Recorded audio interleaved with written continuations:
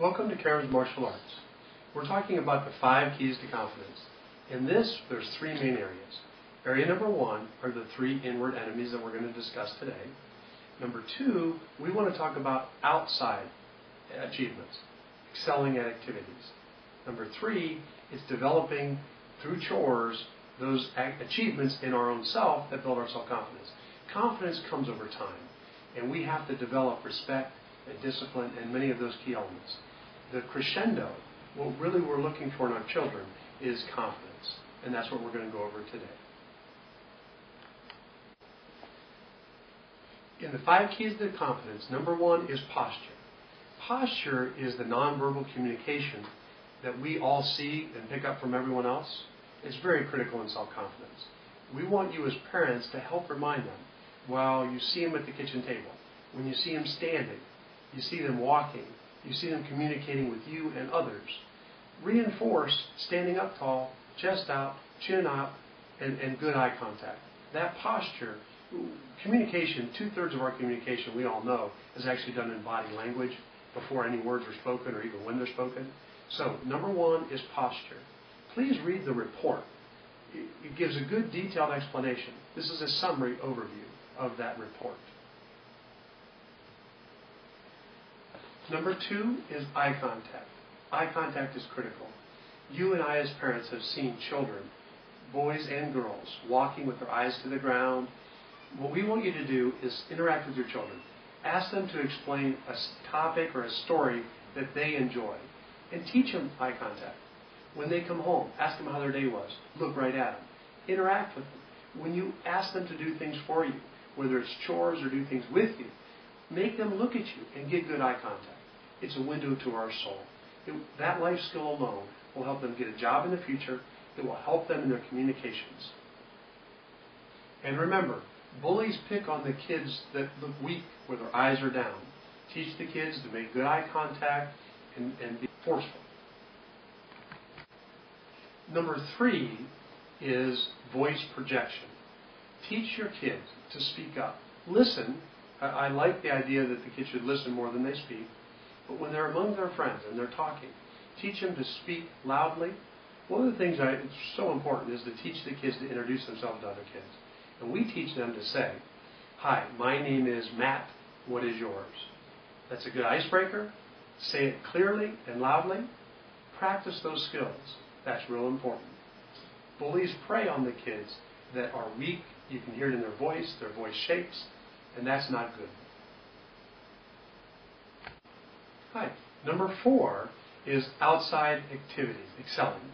We want to support the children. I can give you an example. I was at a football game, and a boy ran off the sidelines. He was trying, but the coach was very disappointed in his effort and his behavior. And in front of everyone, I heard him tell him he was an embarrassment to the team, he shouldn't walk out on the field, and I saw him literally curl up right in front of me. And that type of thing does not build confidence. Some of our coaches today only know to holler. Some of the coaches today don't know how to reward good behavior and don't know how to motivate them. So we want them to look at outside activities, but watch over the kids. Whether it's basketball, football, baseball, all the kids coaches want them to win. I want them to win, but not at all cost and not at belittling them. So when you're looking for outside activities, look at who they're with.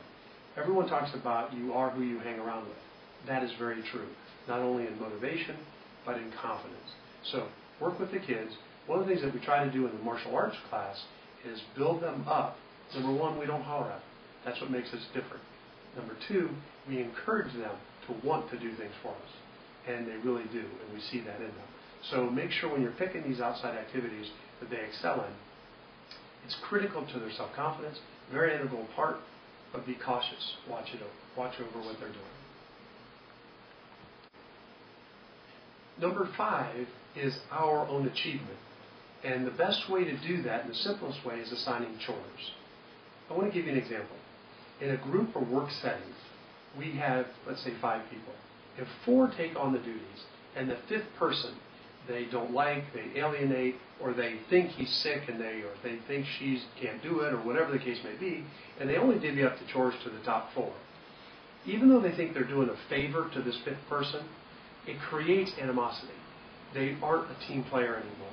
They don't participate. That's what we can do with our children. I meet with parents all the time that say, well, it takes too much time and effort to teach the kids. Or they're kids, they don't need to do it. We don't agree with that. What we believe is, through their own personal achievement, by age-appropriate chores, whether it's taking out the trash, making their bed, or putting the dishes away, it's those type of activities that build their self-confidence. So what we've done is we actually have a work wheel where we assign weekly chores that the kids have to do every day. That gives them confidence. You teach them how to do it, inspect what they've done, help teach them how to do that, and you'll see their confidence grow. As far as inspecting, I want to give you another story. I was in a group setting. There was a gentleman who was 65 years old talking to his 18-year-old grandson, talking about mowing the grass, mowing the lawn. He didn't want to mow anymore. He asked his grandson to go mow it. His grandson did. When he looked at it, he was very particular about how he wanted it mowed. And the grandson didn't do it that way. Instead of helping him and correcting him, taking the time, his only comment was, you're 18 years old, you should know how to mow the grass by now. That's not the case.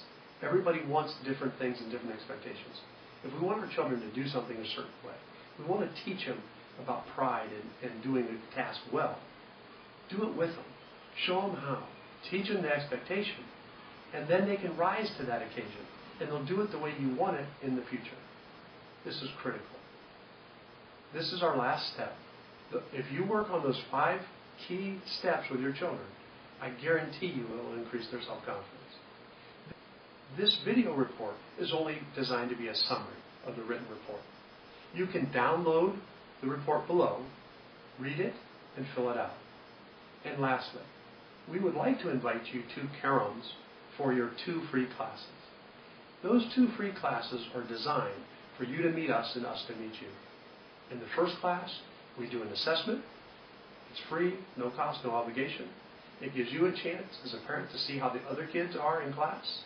It gives your child a chance to see how we are. And during that assessment, we then test. How do they do in push-ups? How do they do in sit-ups? We want to ask them to do a task that's difficult for them and see how they react and cope. Do they break down and cry? Do they run back to mom? How do they cope? The second class, we're designing to build them up, earn their white belt, and develop those achievements. In those 2 free classes, you will see a tremendous change in confidence right from the get-go. So, also, if you can go below, fill in your information. We'd like to get you scheduled for those 2 free classes, or call us at 330-365-2056, and we will get you scheduled. Thank you.